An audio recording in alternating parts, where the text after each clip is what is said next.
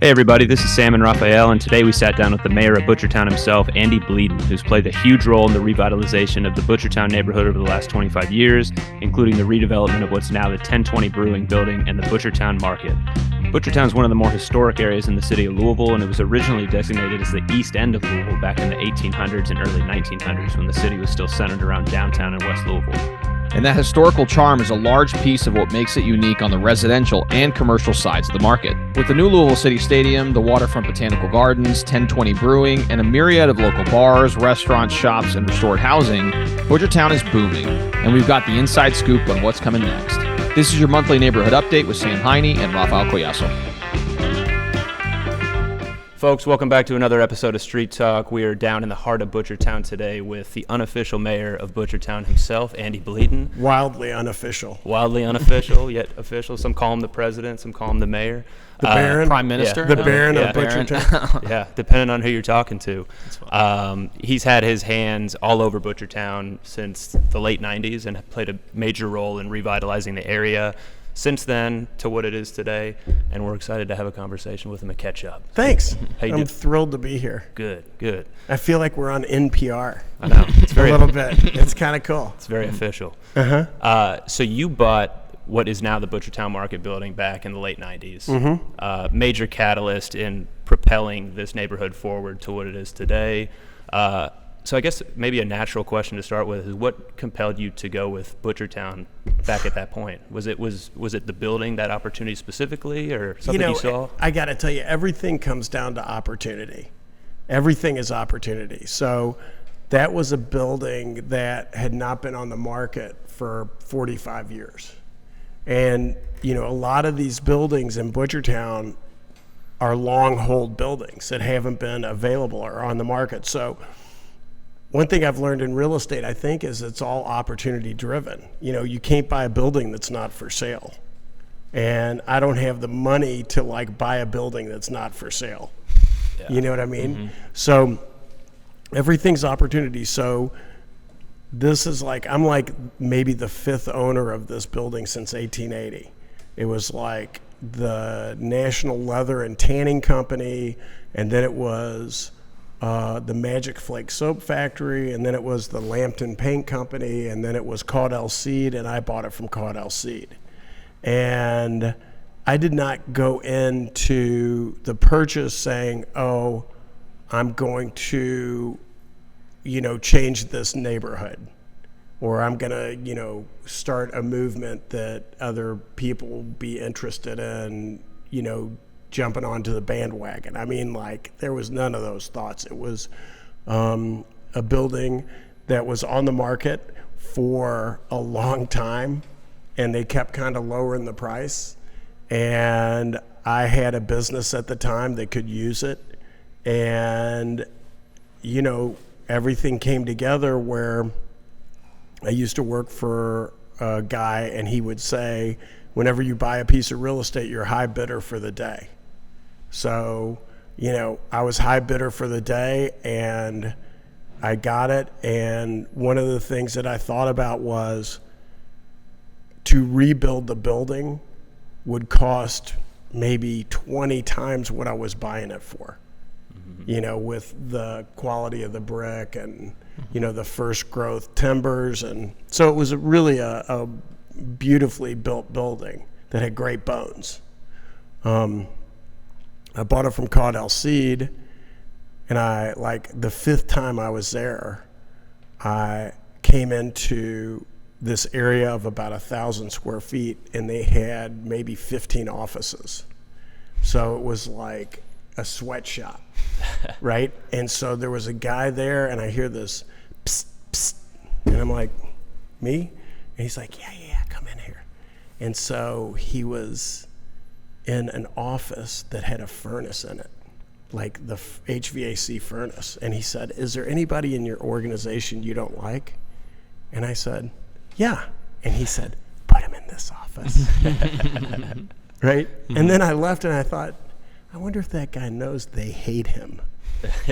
Yeah, right. How self-aware. But I ended up tearing out all those offices, so nobody had to suffer the fate of that poor guy. Nice. But anyway. Starting fresh. Right. Yeah. So, just those kinds of stories, when you're looking at something. But it ended up being one of the best things that I've ever done from a standpoint of, a good value. But I had no idea how much money I would have to put into it. I mean, it took millions of dollars, which I didn't have.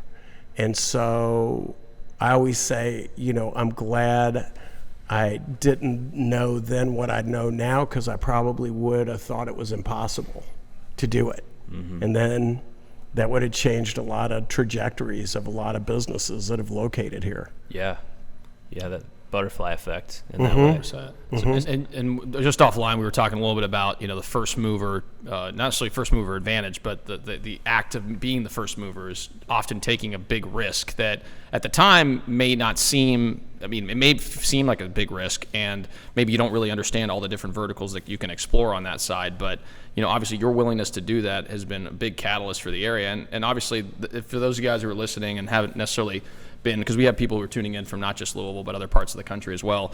Butchertown is located adjacent to downtown, and Butchertown itself has a unique history, which I'm sure you could speak to, as far as what it was used for many years. And along the waterfront, there was a lot of industrial uses. There were a lot of meat processing. That's kind of where the Butchertown name comes from. Meat processing and packaging district, very close to downtown. So there's obviously a lot of unique arteries in the area that would have supported a revitalization of the area. But at the time, and you could speak to that, I'm sure, is that it was not where it is today. Where now it's one of the hot spots of Louisville. So for sure. I mean, Butchertown was created because there's a lot of German immigrants, and they located in the Butchertown neighborhood. There was also a neighborhood called The Point that ended up being lost in the flood of 36, right? And so, I mean, an entire neighborhood was just underwater and never came back. So there was more density here, and there was like a German beer bar on every corner. I'm talking every corner. And there was like, so it was high concentration German immigrants, and Beargrass Creek ran through the middle of the neighborhood, and there would be these slaughterhouses and meat processing plants and stockyards, and they would like dump everything into Beargrass Creek, and it would go to the Ohio and empty out. And so that's why the location, it was cheaper than downtown real estate, and lots of families, and lots of Catholic churches, and that's sort of how it got started. So I mean, they used to like run pigs down Story Avenue, like herds of pigs and herds of sheep and cows, and all these different livestock, and that's what it was. And at one time there was like 22 meat rendering plants, and so there was a huge Ortles 92 beer is the brewery still standing, and there's tons of breweries, all in Phoenix Hill and all around. So it was just sort of a magnet, and they built these great brick buildings. And so that's sort of how Butchertown got its name. And, it still smells. Yeah. Some days. But I got to tell you, when I bought the building in 98, it was just unbelievably worse. It was really, on a hot day, it was really bad. And I think that was one of the things why the building was on the market so long. And I think I maybe had sinus problems, and I'm like, I don't think it smells bad. Today I smell money. Right. Didn't you say, like when you bought it, there was 5 or 6 meat processing plants, and that, because I think Butchertown has this stigma where people are just like, oh, it smells so bad down there, but I'm around here all the time, and it doesn't smell nearly as bad as what it smells. It's a million times better, and so that's just sort of one of those things that just persists because it got such a bad rap for so many years that it's just like baked into everybody's psyche. And JBS is there, and they're a good neighbor to us, and they employ 1,200 people, and they have a lot of first wave immigrants, and they speak like 35 different languages. So it's definitely a true melting pot. And, if it ever is odoriferous, I'll give them a call and say, hey, and, they'll take care of it. Yeah. And those days are a lot fewer and far between. And, we have the soccer stadium that's been built now. So there's a lot more noses in the neighborhood.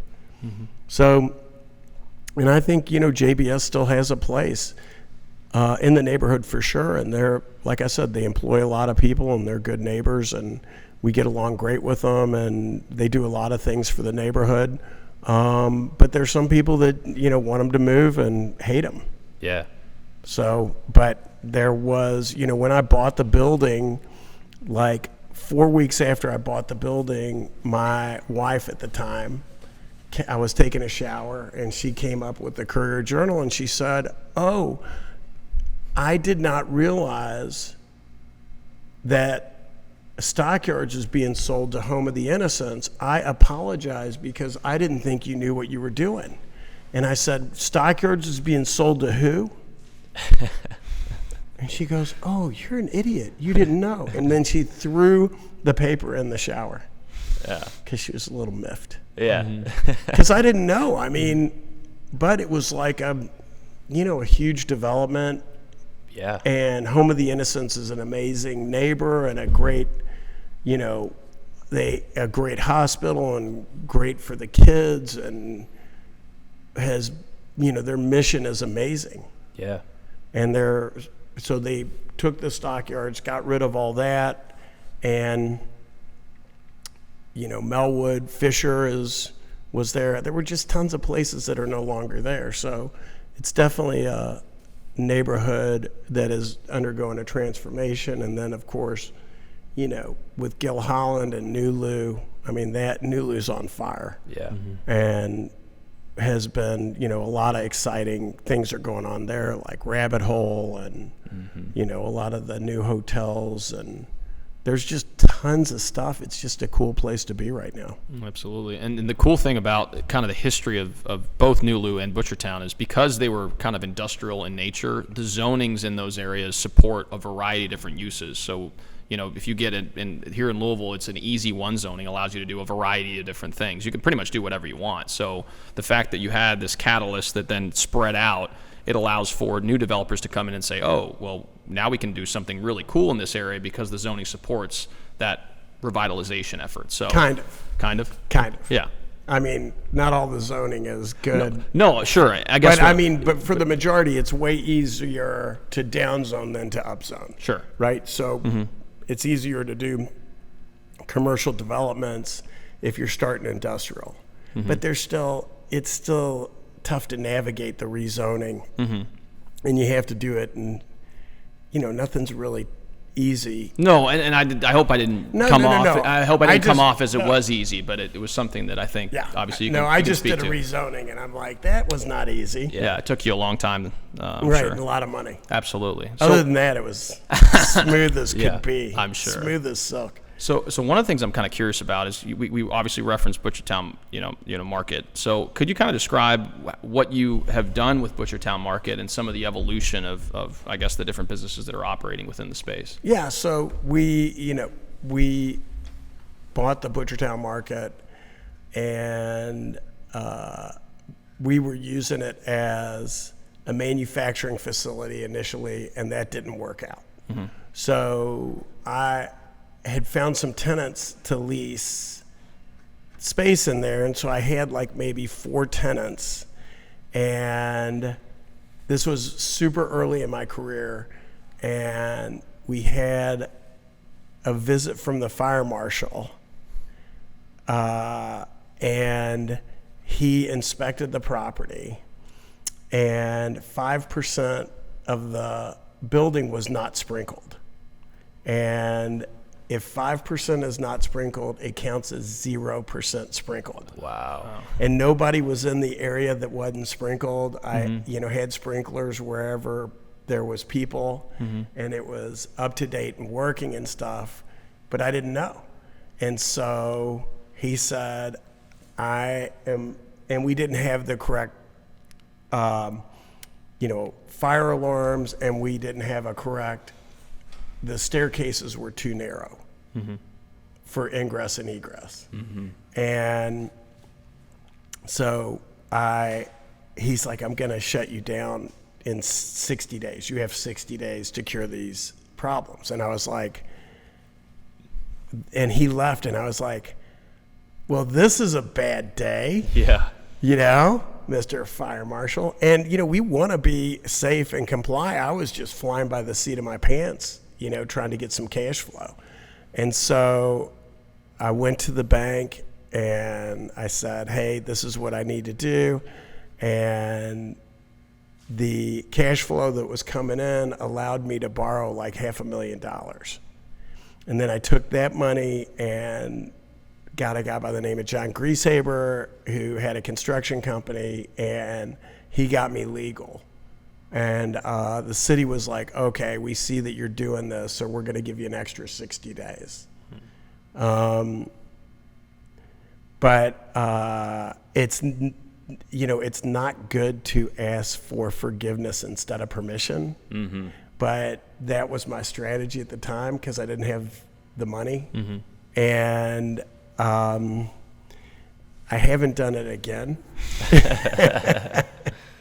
And the fire marshal ended up being my friend, but it took about 4 years. He warmed up to you. Kinda. Yeah. I don't know if he warmed up to me.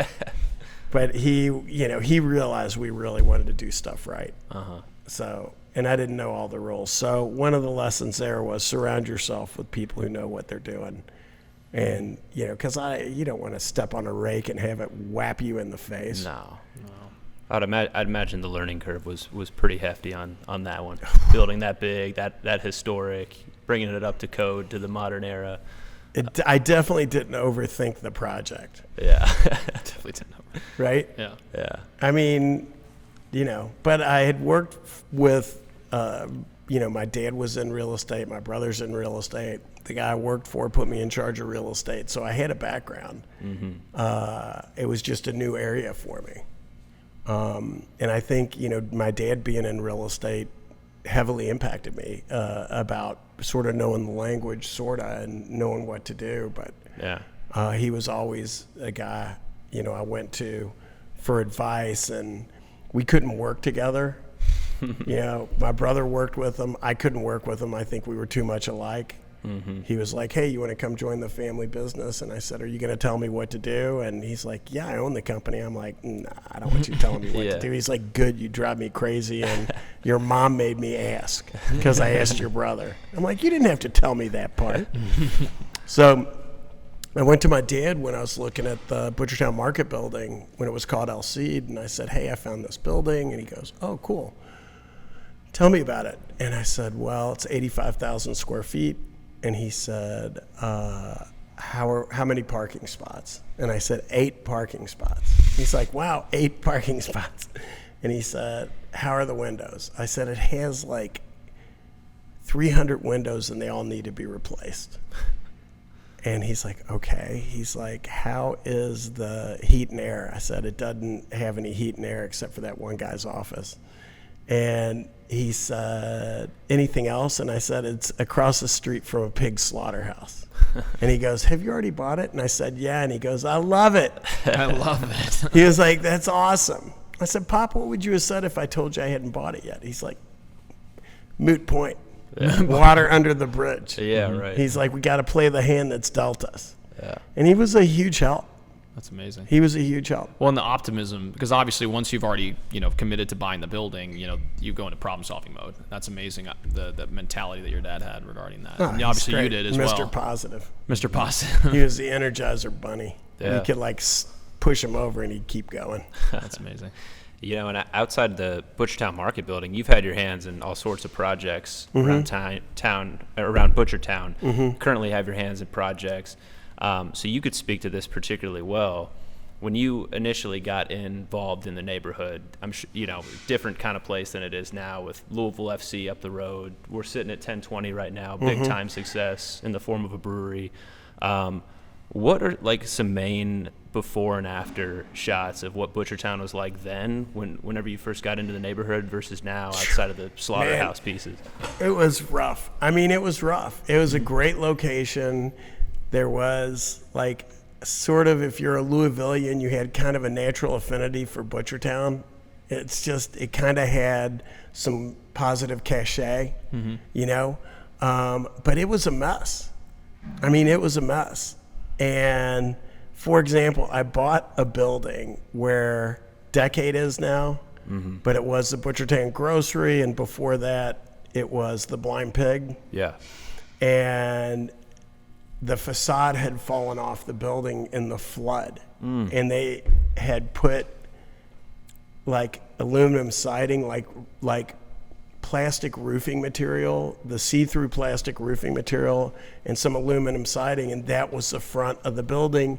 And they put it together with the foam that expands, whatever that's called, you know, Good Stuff or something. I mean, it was like, how horrible can you make this building look? And they were leasing.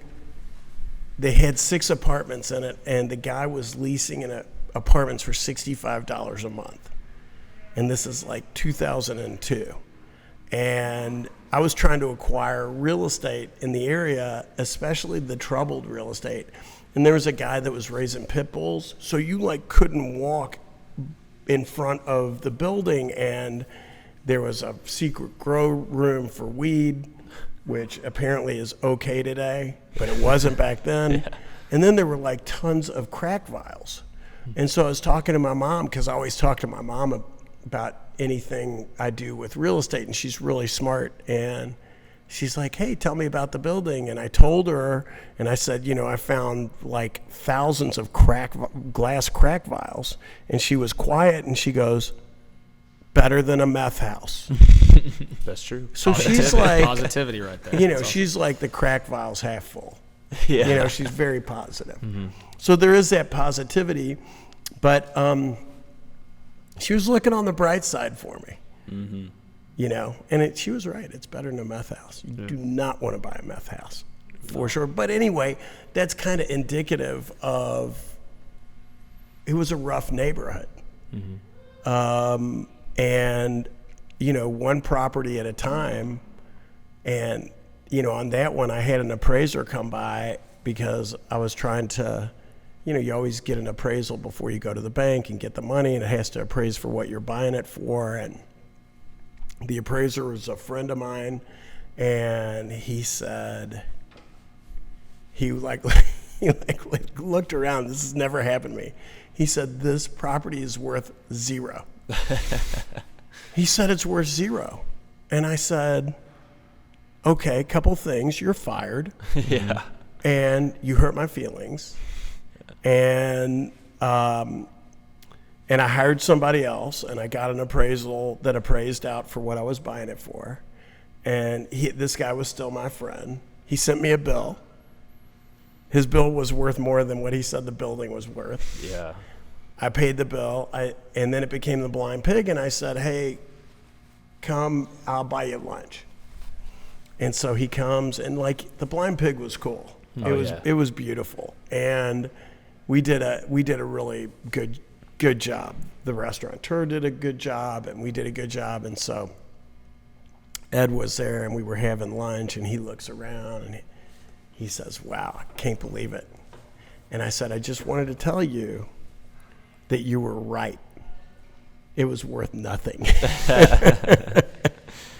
So even just thinking back to the Blind Pig days, like that, it was just night and day difference in the neighborhood. It was the wild west. That was such a great restaurant. It was. And then they had meat upstairs, remember? And that got named like the 39th best bar in the world. Yeah. It's amazing. Yeah. And the guy that did that's a guy by the name of Peyton Ray, and he just passed away recently. And, you know, to have the 39th best bar in the world, to create that, was an amazing thing. And think about that talent level that I worked with.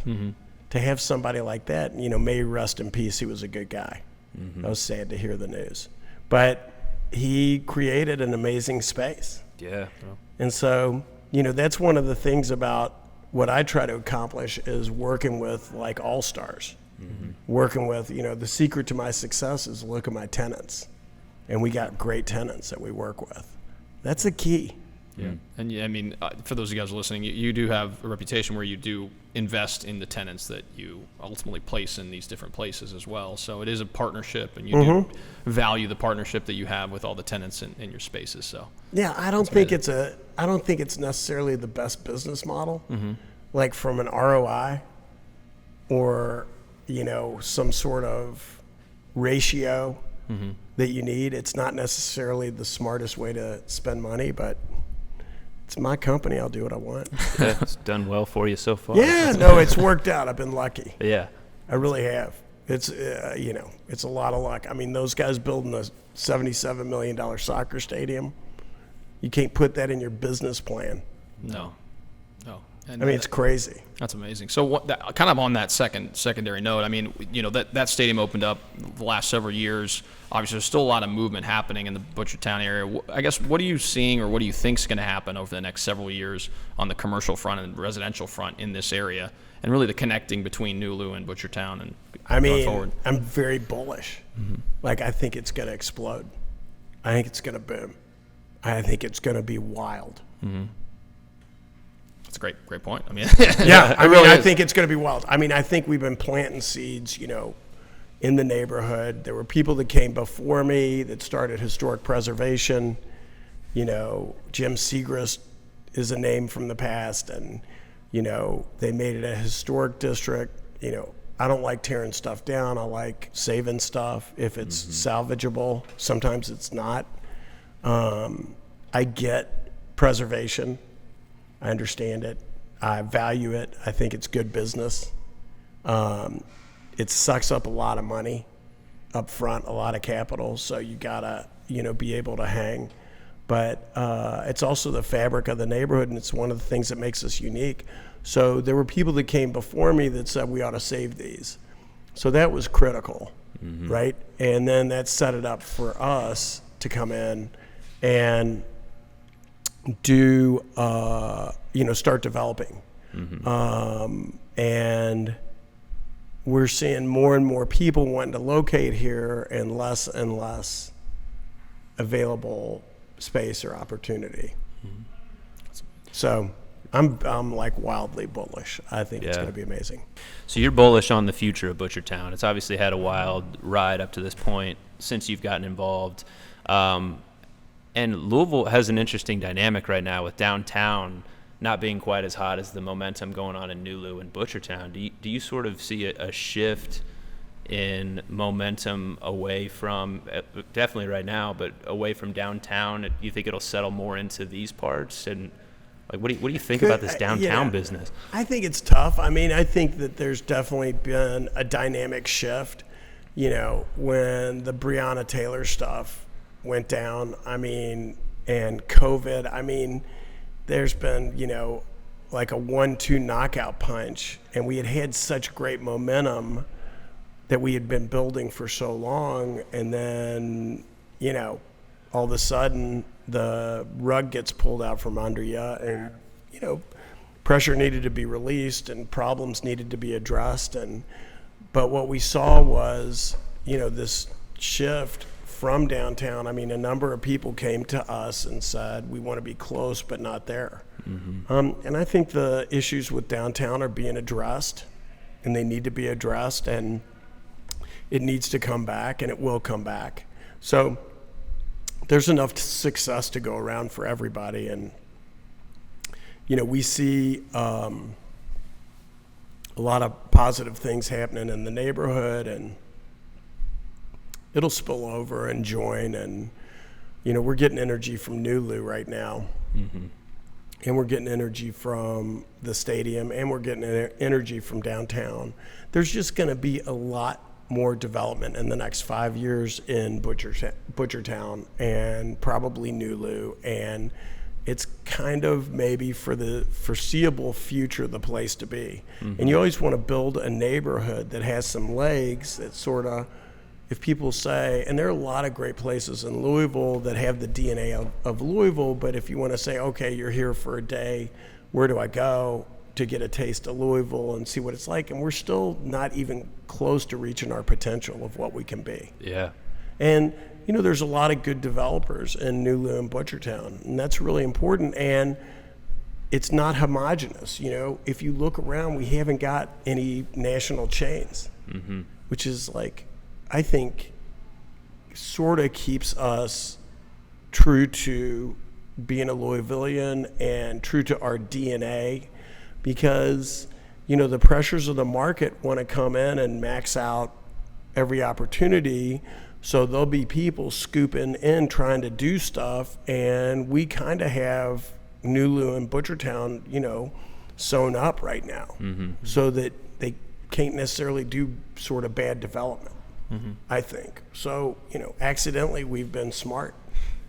I feel better about downtown Louisville too, because it has such a strong base, and that New Lou and Butchertown are just, it's really close. I mean it's like it's just a stone's throw up the road. Any other city, we're downtown. Yeah. Only in Louisville are we not downtown. Yeah. And so, and there, it's just such a hot area. Louisville's peculiar. It is peculiar. It's a strange place. It is a strange place. I agree. Yeah. Yeah. It's got a weird dynamic, but It's odd, but yeah. kind of in a good way, yeah. you know? Yeah. So one of the questions I had was related to some of the projects that you're currently working on, and, you know, what are some of the things that you're actively working on that you're kind of proud of, that you want like to, you know, kind of tell people about what you're doing. So, I mean, you know, I always talk about Work the Metal and what's happened with Work the Metal, and my business partner, Jack Mathis, who's the CFO of my real estate company. And he had this idea to start this retail company because he wanted to build a retail store that he wanted to shop at, and he felt like there wasn't anything that fit the bill in Louisville. So we have been able to, you know, we've started in like 600 square feet, and we owned workthemetal.com, which is why it's named Work the Metal. And we started in like 600 square feet, and now we have over 15,000 square feet. I mean, it's wild. And he's a brilliant guy, and he's surrounded himself with really talented people, which is always a key. And he's been able to grow every year. And so the majority of stuff he does is good. There's some stuff that hasn't worked, but, you know, we have the luxury of trying stuff. So I think we've become one of the go-to places in Louisville, especially for people from out of town, to check it out and say, hey, this store is funky, and it's, you know, chic, and it's affordable, and it's got weird stuff, and it's fun, and, you know, you can get a drink, and Yeah. and, you know, let's check it out, which is, you know, I don't know, it's hard to build icons, right? Like, you can't say I'm going to build an icon, but stuff becomes icons, and I've been lucky because I've been able to be attached to some icons. You know, we did the Holy Grail in the Grail House is, you know, a cool project that we did with Laurie Beck and Tyler Trotter, and, you know, those guys were amazing to work with. And, you know, I would put that beer bar up, you know, in the Grail House as one of the highest quality places in Louisville. That's a great experience. And so to try and build icons is, you know, one of the, and like I said, I have great tenants but, you know, Big Nita's Cheesecake. I don't know if you've noticed, you know, they went into Butcher Block, which is sort of my strip center. You know, Butchertown Market is my mall in my mind. And so they went into one of the spaces of Butcher Block, which is on Story and East Main. And when they're open, they have a line of people every time they're open, and they sell out every time they're open. It's crazy. Man. And they have limited production because they're in a 1,400 square foot building, and they can only do what they can do. But it's sort of like the quality is so good. And, you know, my stepmother-in-law is the one that found them, Artist Wells. And so I give her a shout out. She's like my most productive real estate employee that doesn't work for me. And so she saw them and said, hey, you got to check these guys out. And I lived in the neighborhood, and they had a 200 square foot space, a 200 square foot space. That's like a closet. And there would be people out the door every Sunday because they were open from like 10 to 12. So anyway, it's just, and the way we got them is I tried her cheesecake and I was like, you qualify. You qualify. Yeah. You got a good product. You're in. Yeah. Can't beat Not some a cheesecake. good, like crazy good.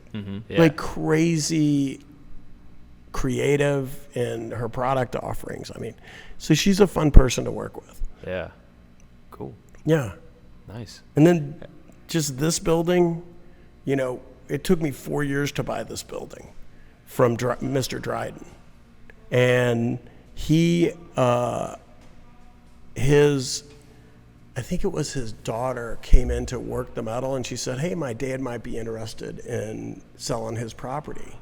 So long story short, I called him every week, and he said, I will sell you the building if you stop calling me every week.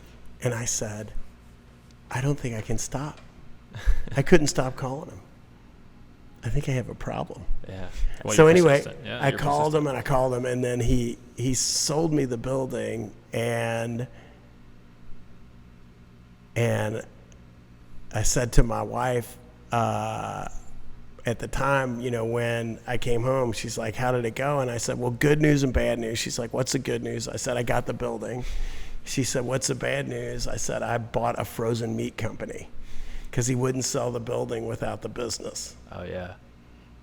So you were operating a frozen meat company for a while there. Luckily, I was able to flip it Okay, nice. to a friend of mine who owns Creation Gardens, Oh, yeah. Nice. Ron Tenier.